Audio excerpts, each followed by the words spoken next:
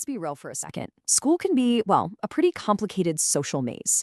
You walk through the halls, you see all the different groups, and sometimes it just feels like there's this unspoken pressure to act a certain way or say the perfect thing, just to fit in. But what if fitting in isn't the actual goal? What if real, true connection isn't about pretending to be someone you're not? It's really about making a space where other people feel seen and respected and comfortable. And all of that, it starts with you just being you. So first things first, we're going to totally dismantle this whole myth around what it means to be popular. We're going to reframe it into something way more meaningful and honestly, a whole lot easier to achieve. We get so caught up trying to live up to that idea on the left, this impossible standard of being perfect. But the reality, the people who are genuinely, truly liked, they're just kind. They're comfortable in their own skin, and they have this knack for making other people feel good. That's it. That's the real secret. Okay, so where do we even start? Well, funny enough, it doesn't begin with other people at all. It starts right here, with the inner game. Before you can connect with anyone else, you have to get good with yourself first.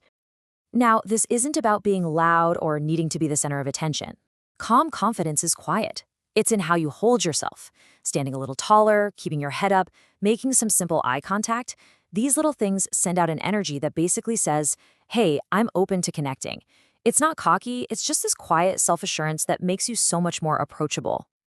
And that confidence, it has to be built on something real, on authenticity.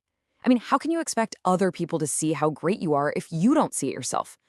Authenticity is just owning all the quirky, unique things that make you, you. The more you lean into who you are, the more people are going to respect you for it. So how do you actually do that? You can start right here. Own your weird sense of humor. See your kindness as a superpower, not a weakness. Embrace whatever creative thing you're into. The people we're drawn to aren't copies, they're originals. Being the best version of yourself is always going to be better than being a copy of someone else. Okay, so let's switch gears to the outer game. Once you're feeling more solid on the inside, the next layer is all about your actions. The small, consistent things that start to build your reputation. And it really all boils down to one thing: kindness. We're not talking about huge, dramatic gestures here. It's the little moments that add up over time. A simple hi to someone in the hall, or helping a person who dropped their stack of books. These tiny things create this ripple effect. You slowly build a reputation for just being a good, approachable person, and people are naturally drawn to that kind of positive energy. Just think about it for a second. We live in a world where everyone is just waiting for their turn to speak. So being the person who actually genuinely listens, that's a superpower. It is so rare, and it makes people feel incredibly seen. And here's how you use that superpower. First, put the phone away. Actually look at the person who's talking. But the real game changer? Remembering little things and following up later. Asking someone, hey, how'd that math test go? Or did you ever finish that art project? That shows you weren't just hearing them, you were listening. And it shows you care. This one's pretty simple, but it is so important. Look, being friendly doesn't mean you have to be in the middle of everyone's drama.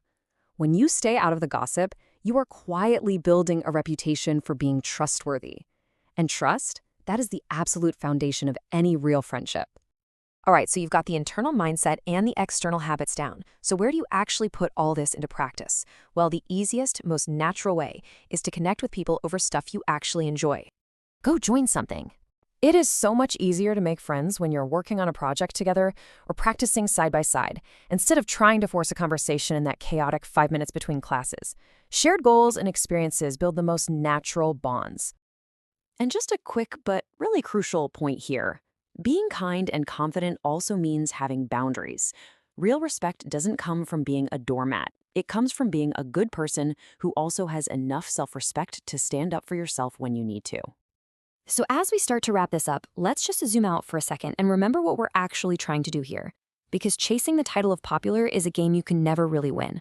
The real prize is something so much better. The real goal isn't a high number of followers or a long list of acquaintances. It is about the quality of your connections. Popularity that's based on an image can disappear in a second, but connections built on real kindness and respect, those are built to last.